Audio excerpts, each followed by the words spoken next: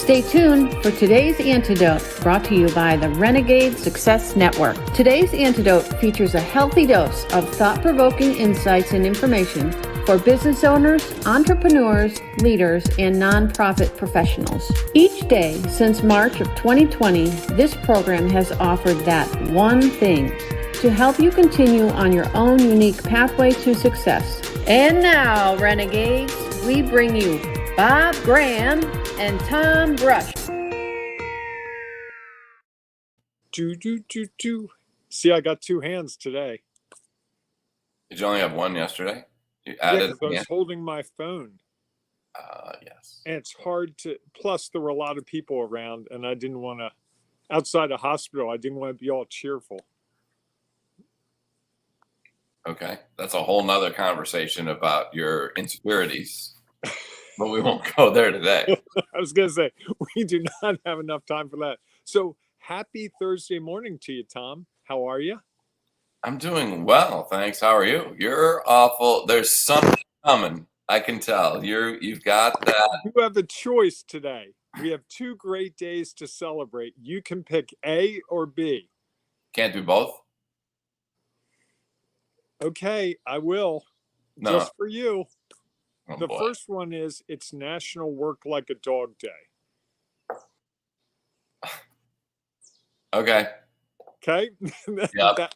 that was A. Now for B, it's also, I don't know how I'm going to celebrate this, but it's National Underwear Day.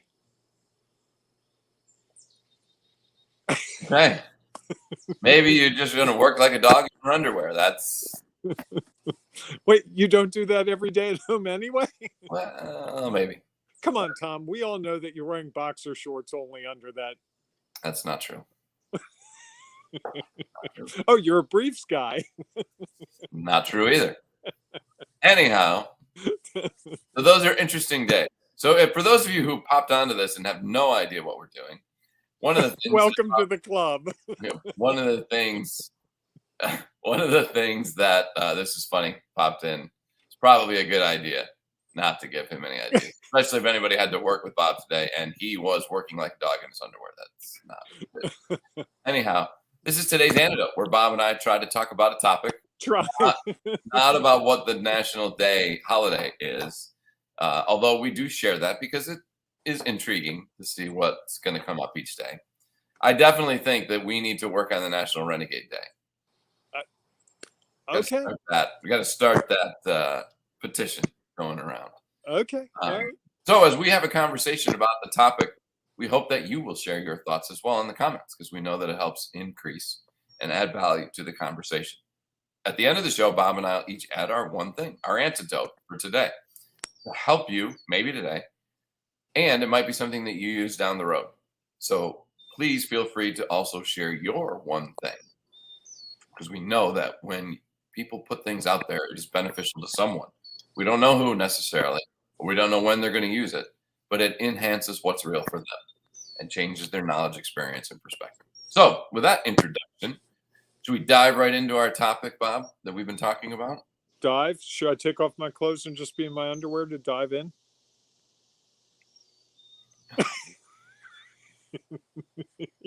You are had in no a idea that was coming around the feisty corner. That mood was today. fun. Bob is feisty today. I don't know what's going on here. Anyhow, so we'll follow up on that later, that conversation. Instead, we're going to have a conversation about following up. And we've been talking all week about it. We talked a little bit about why it matters. We talked about some things that have been beneficial. Talked about some ineffective means. And I thought that was a good conversation yesterday. And yesterday, we talked about ineffectiveness. So today, we're going to talk about how do we leverage it? And how do we, and maybe not even how, but just talk about leveraging our follow-up. Because I think that is something that that maybe we don't do as much of. It's interesting. My coach shared this with me, and I have shared it a few times upwards, some statistics about follow-up. And typically, most salespeople or most people who offer a product, service, or benefit, product, service, or something else, I don't know, I guess anything else you might offer, I was going to say. that Typically, they only follow up 1 or 2 times. That's the highest percentage of follow-up. What the studies have also found is that people who purchase those benefits and services typically wait until the 5th or 6th time or more. The numbers go way up the more times they see it, the more times they're aware of it, the more times they look at, consider it. And so those numbers don't seem to match up. That if you are someone who is trying to get in front of people, trying to create clients or customers, the more follow-up you do typically leads to better results. And so it's an interesting thing that people stop following up typically around the time that people are closer to making a buying or purchasing decision. And so figuring out how we can best leverage our follow-up, I think can be beneficial as we start to do more and more of it. So what are some of your thoughts about leveraging follow-up, Bob? So I'm going to tell a story. About 10 years ago, there was this guy I met at a networking event, and I talked about my company, and it was one of the first times I met him. And he went out after that meeting and told someone else about me and my company, and that led to a customer for me.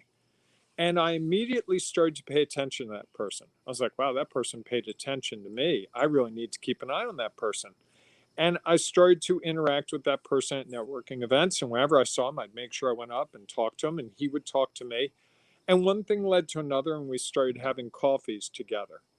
And when we had the coffees together, there was always in the back of my head, I like this guy. There's something here. I don't know what I'm going to end up doing with him, but I'm going to do something with him sooner or later. And I got to just keep following up. The right thing will emerge one day. At one point, he had a job at a university, and I thought that there might be a job for me at the university working with him. Honestly, I really did. I thought he might be like, hey, I got this thing for you. I know it's kind of not your thing, but I think you could come in because I like you and I think you're the right person. Didn't work out that way. Fast forward to 2020, and we are both, Tom and I have talked a number of times, and we finally find a way to work together. I think the fact that we're here this morning is a testament to good follow-up, and not follow-up in the sense of, I want to make Tom spend money with me. I don't think Tom's ever spent money with me. I think he's bought me a couple of cups of coffee and maybe a sandwich here and there, and he paid for golf one day. But other than that, it's just been something's there. And I find that with some of my customers too. People that might be customers, you just have a feeling that there's something there. And it's a matter of timing, right? I mean, follow up is really acknowledging that you might have the right offering, it's just not the right time. And everything has its time. And, I don't need a new car right now. Who knows? In 6 months, I may need a new car. And if there's someone who's contacting me from the Honda dealership like they do every 3 months, I know they contact me every 3 months because they know at some point I'm going to need a new car. And so they do the follow-up knowing every 3 months. And they're not jerks about it. It's like, hey, Mr. Graham, just wanted to let you know we're doing a special. We're trying to clear out the 2021s. We'd love to have you come in and take a look. If you'd like, we can set up an appointment for you so you don't have to wait.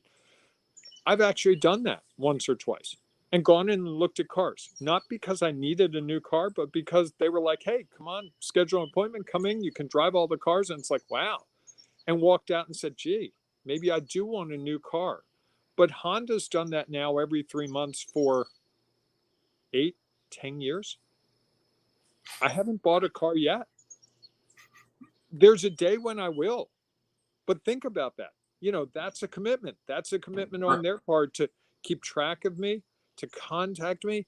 They've invited me to special member things. And that's their commitment to, we want to make sure that we have the appropriate follow-up. So when Mr. Graham finally decides he's going to buy a new car, Honda's in the mix. No guarantee I'll buy a Honda, but they want me to have it in the thought process. Sure. And that's what follow-up really does for us, right? That's where you leverage it. Leveraging it is really getting people to keep you top of mind. Right. And more aware of what's going on. The beauty of them, even though you come in and they might occasionally be like, wow, this is a waste of time. Bob has come in 15 times and never once purchased. Yet you are more aware of whatever the new technology is, what's inside the car, what are the new upgrades that they've made. You have more knowledge about the product because you've come in and been a part of it. And I think you're right. And I've referred people to Honda because of it. Well, it's and like, that's a I little need bit an about, SUV. It's like, have you looked at a Honda? No. I'm like, you got to go see them. that's a little bit about leveraging your follow-up, is that not only are you making the person you're following up with a better customer, you're also a potential customer. You're making them more aware. So they are going to share with others. Here are the people that, if you're going to go buy a car, you ought to consider this group because this is what they have done. This is the way that I've been treated by that group.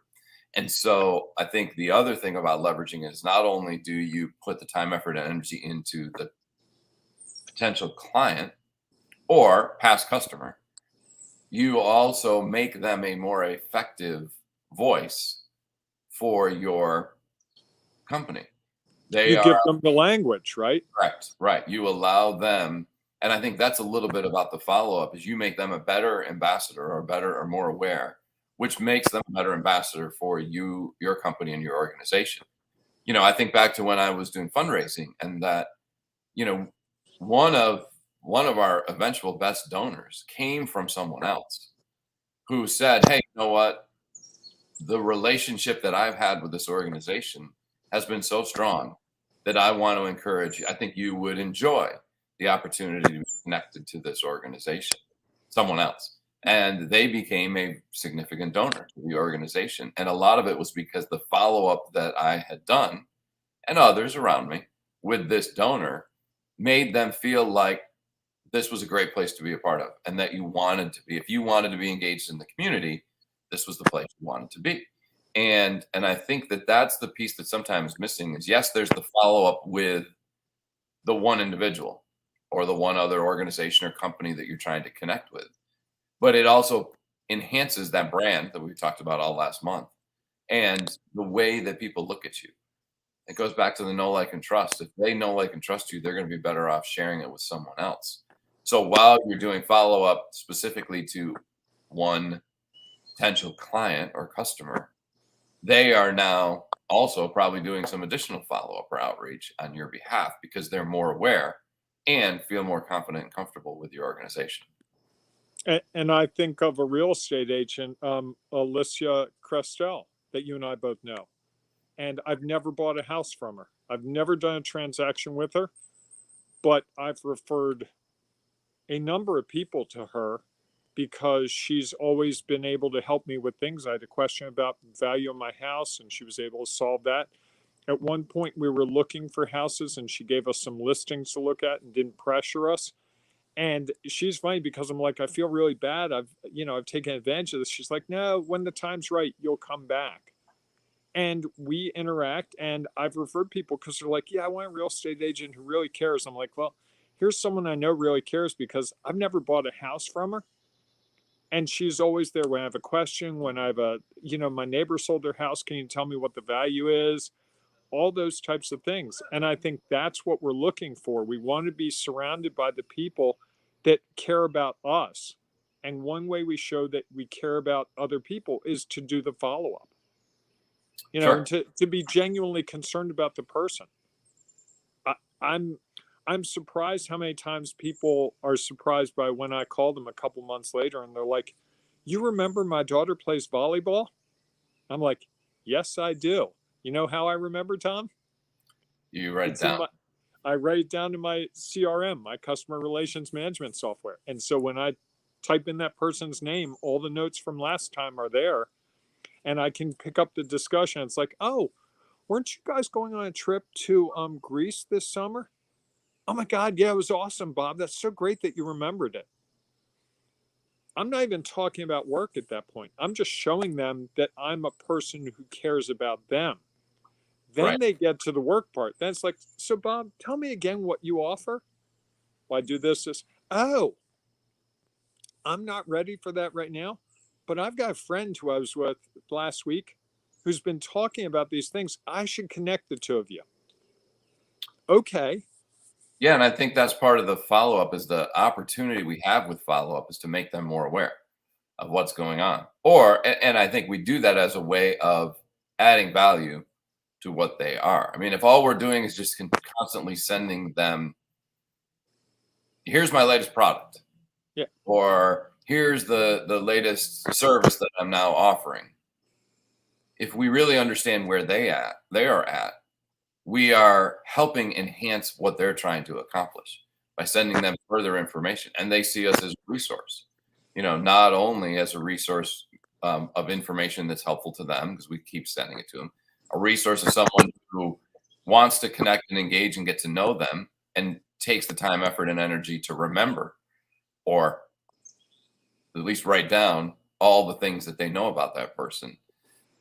But we also are creating people who are advocates for us. Mm-hmm. I think that's the opportunity that follow-up provides, because I think that while so often we look at someone as a client or a potential client or customer, and one of the things that Alicia once said to me was she also thinks about the people who are maybe never going to be a client, yet they're a great referral source. There are people I know who I refer all the time because I know that even though I know I don't need that service, but I know others who could really benefit by being connected to this person. And so while the follow-up sometimes is about them as a customer or client, a lot of times it's also about helping them become even more a better advocate for you so that they can share your name, your details, what you do, how you do it with other people. And I think that's how we really start to leverage follow-up. It's not just always asking. More often, it's about sharing information and connecting with that person so that you can benefit from all the different resources that they might be able to provide you, whether it's them becoming client and customer or becoming a referral source. Maybe they find opportunities for you to speak to groups. They just know that you are a resource that is beneficial to put in front of people or your organization. And there's some interesting research, Tom, that someone pointed me to a couple months ago that shows that the people that are acquaintances of yours or know you professionally, like loosely, not like could describe exactly what you do, but they know what you do generally. That group of people, what they call B connectors, not A connectors. A connectors are like your people you have coffee with and you're really close to, and they know every move you make. The B connectors, who are aware of your brand, know who and what you are, but have never used you, those people actually lead to more business than any other group. Hmm. And part of why, and the research was fascinating. Part of why is those people don't filter who they connect you with. The people that really know us, Tom, you're not going to send me to someone who you think isn't going to be a good fit because then it reflects on you. But the connector people will just hand out your card indiscriminately. Oh, you got to call Bob. I know this guy. And that's what leads to more business. So the more people we can get acquainted with what we're doing, and as our companies evolve, help them understand where our company is going, the more opportunity it is for those people to share who and what we are. And every company is evolving. Mm-hmm. I know of no company that does the same thing it did a year ago. We're all different. And sharing that more widely and going, hey, last year I was doing this. Last year I was doing a lot of in-person speaking. This year I've really got Zoom down, and I've got some really cool ways to make Zoom a great tool. Sharing that with people who might go, hey, we're looking for a speaker. I just was talking to this guy. Sure. You should call him. And so can I give my one thing? Of course you may.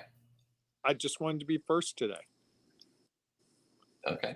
Go ahead. I'm wound up. I got chill. Yeah, right. Yeah. You never know what you get. So my one thing today is that, Tom, we all need to invest time every week in follow-up. It can't be only when business gets slow. It can't be when you think to make that call. It's got to be intentional, just like invoicing, just like paying your taxes, just like checking your email. It's got to be a standard part of the business, because that follow-up, it doesn't have to take 40 hours a week. It could be 1 hour a week. Every week I'm going to call 5 people for 1 hour. And I've told you before, my game I like to play when I don't know who to call is I just go to my contacts, swipe down, sometimes swipe down twice, then whoever I click on, that's who I'm calling. And I literally will call them up and say, hey, you're not going to believe this, but I play this game where I just go through my contact list, pick someone. You were the person I picked. And they're like, oh, that's so cool. I'm so glad you called. I rarely get people who complain when I call. And I had someone once complained or say to me that they weren't complaining. They were very excited. It's actually why they started to work with me. They're like, you're consistently persistent. And I said, is that a bad thing? And they said, no, I just think it's amazing that you've kept this moving, and now I'm finally ready. And I would have forgotten you otherwise. Sure. I like that. That's a good one thing. I'm going to add to that. Something going on in the background? Yeah, there you go. There's Layla. Nice. John Hansen's daughter and my workmate for a couple of days. Layla and I were doing some inventory work together. Excellent. I also borrow an easel from Layla, and she charges me an exorbitant rent fee of like $10 to use her easel for an hour. Wow. Can you tell she's John Hansen's daughter? She's already an entrepreneur. I like it. There she goes. Okay. Nice to have visitors sometimes. That's it. So I'm going to add to your one thing and say that I think if we really want to leverage follow-up is not just about our business. It's not just about trying to get someone to become a customer or client. That it's really about having the opportunity to connect, engage, and develop that know, like, and trust, so that they not only know more about us as a person, they know more about our organization, our services, our product. They also are there and able to then share it more widely. And I think that when we show that we care about what's going on in their world, as you mentioned, when you call somebody up, you talk about their trip or something else that they had shared with you, it builds that relationship factor. And I think that's one of the interesting things about, you've told the story of our connection, and I don't think ever, unless one of us asked, did we offer services. At one point, I do remember asking you for help with some marketing thought, and you wouldn't let me pay you. I do remember that. And I think that what happened was we were just figuring out and better understanding each other, which allowed us to better be able to figure out what might the next step be. And I think that that's if you're struggling to figure out how to do follow-up, Bob's idea is one great way, but there are a lot of other ways. I had a whole plan when I was doing fundraising, and I had a portfolio of prospects. I knew exactly how many times I wanted to follow up with people, when it wanted to be. Some people were in the category I had to see them in person. Some people were in a category where I just need to pick up the phone and call. And so that structure really forced me to be creative in what were the messages I was sending. Because if I was going to be in front of somebody 4 or 5 times, I had to be creative of what are the messages that I'm going to send, and not just, hey, will you make a donation? Hey, it's that time of year, will you make it? Yeah, that was always one of the follow-ups. And usually it was more about, let me tell you more about what's going on here so that you can be better informed and you can be more connected to whether it's your organization or your business. It then makes people more knowledgeable potential client. So I think that there are plenty of opportunities to figure out how to leverage follow-up, and not just, hey, I'm here again. Do you need some paper supplies? That's one way. And that sometimes works. And a lot of times it's, hey, I'm just popping in to see. But that doesn't build a long-term relationship where they're going to, because the next person who calls them with the lower price on that Correct. paper, they're going to switch. Correct. So you're getting a short-term hit of a customer. You're not getting the long-term, person who's going to be with you for 10, 20 years. Yeah, you're getting a sale, not a long-term relationship client. And I think those are two very different and unique things. So if you have one thing that you'd like to share about leveraging your follow-up, or tips and tricks that you use to do your follow-up, please feel free to share it in the comments, because we know there will be people who will benefit from it. You can also share it inside the Ring of Renegades Facebook group. If you're not yet a member, it's easy to join. Just go to Facebook, search for Ring of Renegades. Now, it is a private group. So you do have to ask. Why is it a private group, Tom? It is a private group because we want to create a space where people feel comfortable sharing the challenges, the opportunities that they have in front of them, knowing that people are going to be there to be supportive and helpful to help them find the next step along their own unique pathway to success. And even though it's private, all you have to do is ask to join and tell us why you're a renegade. And then you can become a part of our growing community that is finding their way and taking their next steps. So we hope that we will see you inside the Ring of Renegades Facebook group, or we'll see you tomorrow morning, 8 a.m. Eastern time, for our next edition of today's Antidote, where we will also share some big news about something coming up. We've been working on some details about something coming up for the fall that we think is going to be really beneficial, and you're going to want to learn more about it. And so with that, make sure you tune in tomorrow, 8 a.m. Eastern time, for our next edition of today's Antidote. And if you want to learn a little bit more about the Ring of Renegades Facebook group, yes, it is private, but you can join. Here's some further information about the Ring of Renegades. Have a great day, everyone. We'll see you soon. That was different. Carving your own path is tough. You want and need a community to offer you insights and advice, share inspiration, provide support, and save you time and money. But where do you find all that?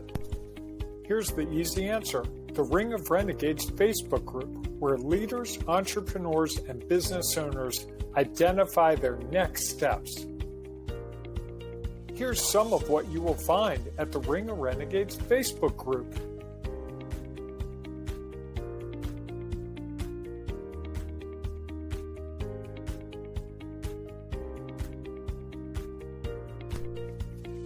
Just go to ringofrenegades.com and join today.